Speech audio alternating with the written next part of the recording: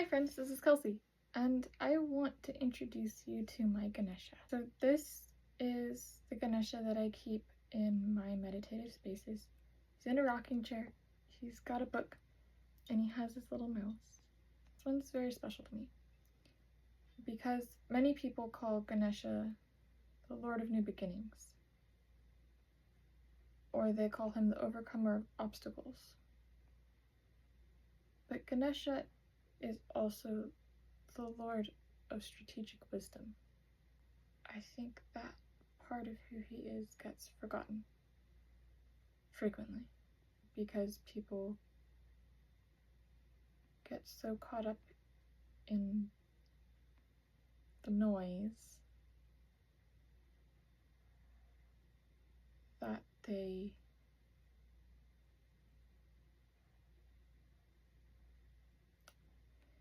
forget that wisdom is found in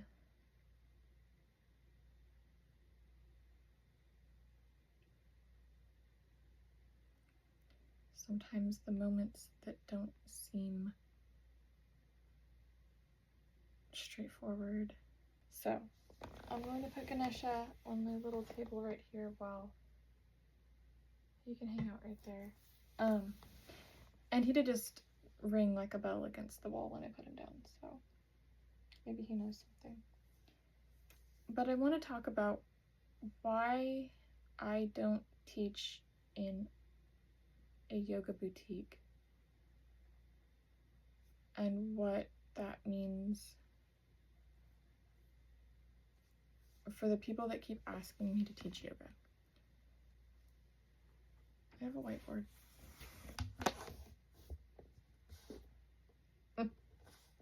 And I'm going to write on it over here. We're going to go over it together. This is how I was taught to teach my whole life. And so when you are teaching this way, a lot of people get confused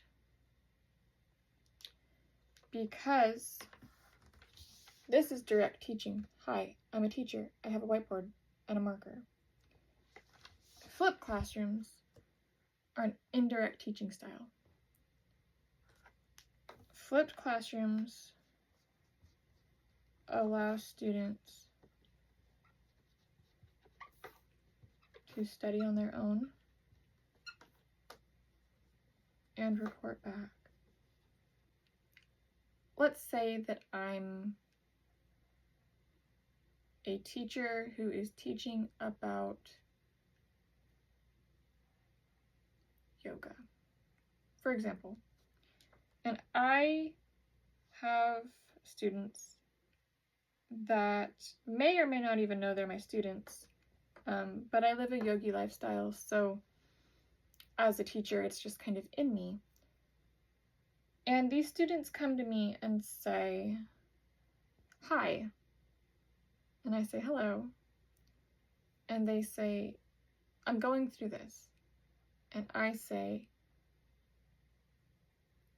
here's a book, and I give them, we're just gonna say, for example, because this is yoga, I give them the Bhagavad Gita, okay, so you're assigned the Gita, and in a flipped classroom setting, I say, go read X chapters, and then come back and teach it to me. So instead of me saying, okay, class, we're going to read the Gita out loud, I will give them a Gita, tell them to go read it, and then have them take notes, for example, while they're reading it. So the notes can be everything as much as what's coming up for you while you're reading. It can be, while I'm reading this one passage, I'm really thinking about dinner. It's not particularly anything except what's coming up for you while you're interpreting the assignment. You educate, you demonstrate, you guide, and you enable. I educated, I provided the resources. I demonstrated, I read it myself. I guide them. You go read it yourself and come back to me. And then I enable them by teaching it back to me. Flipped classrooms allow for study to be used in a way that's efficient so that students can come back and take workshop-style classes that are guided and enabled. People come in for a 45-minute session and they're not wanting to learn about yoga. They're wanting to learn about some random stretches that they can take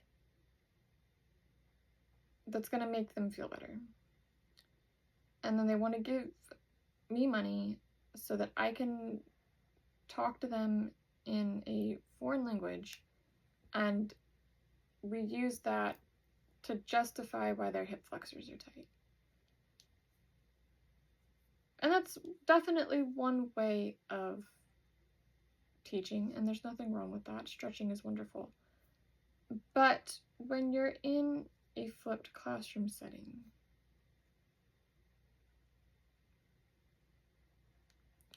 the guidance happens during the test. The test is not used to measure anything except what was learned and which gaps need to be filled.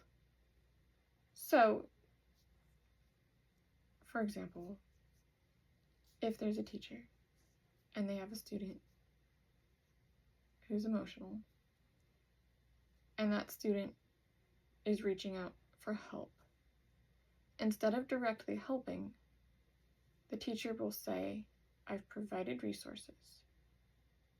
Here are the rules of engagement. What tools do you have to educate yourself, to find what you need to do, and to apply it in your own life? That is a flipped classroom teaching style. It's also partially how I teach dance. Because if I can provide resources, it's how I learn dance also. If resources are provided, it doesn't take that much to put the effort in to learn and then regurgitate. You just have to know how. And when I teach, I don't like to focus on a single subject, because I believe that subject matter is only relevant if it is necessary for performing a task. Because a teacher's job is not to hold your hand and walk you through it. A teacher's job is to facilitate learning. For example, if I'm helping someone with self-regulation and they come to me panicking, my job is to stay calm and to say, I'm here to support you. If you have other resources, please use those, but my job is to support you however I can. And in the reverse, if I'm having a panic attack and I'm working with another facilitator, I would expect the same guidance is given back to me. Yoga is an inside job, and if you are not able to be self-sufficient, and you're not able to turn inward, and you're not able to take those concepts, internalize them, and turn them back into feeding the world around you, then you're still a student. In flipped classrooms, it's not uncommon for the teacher to sit where the students would sit, or for the teacher to come up and educate in an organized fashion in a way that students are not yet able to articulate. And this is part of that educating part and the demonstrating part, so that the students can come back and remember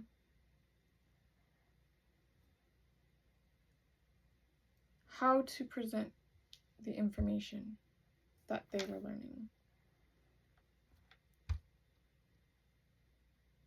It is leading by example and not talking at a classroom.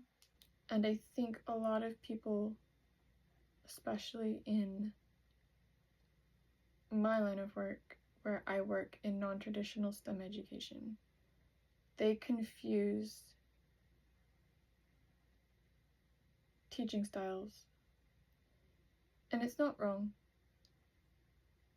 but it's insightful. And my mom always said this. The true leader sits at the back of the line. The person leading at the front is just the one that's plowing the way. The person that comes up from the back is the one that's making sure no one gets missed. So, in this analogy, in this explanation, in this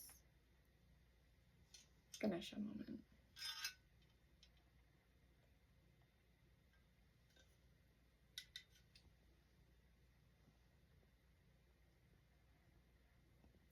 sometimes wisdom comes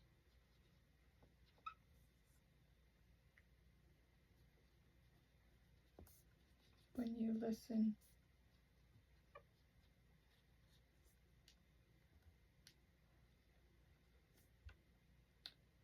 as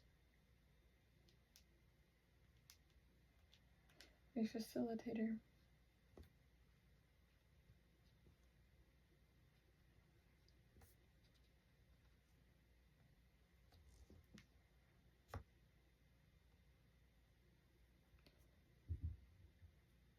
Because the best learning is done and then brought back to the teacher.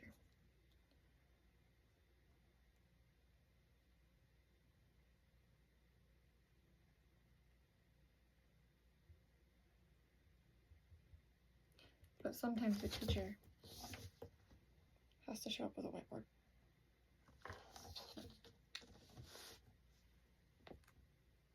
Reasons. I did not make it as a yoga teacher.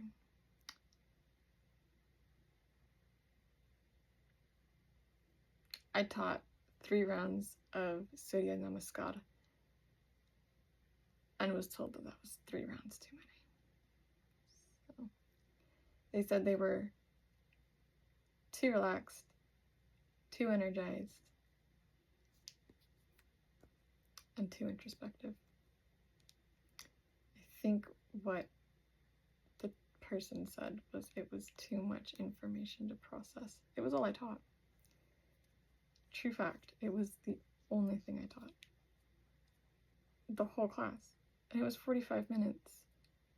And then we ended with a meditation. But I think some people forget to slow down. And they get overwhelmed because they feel as though there is no support, even though there is.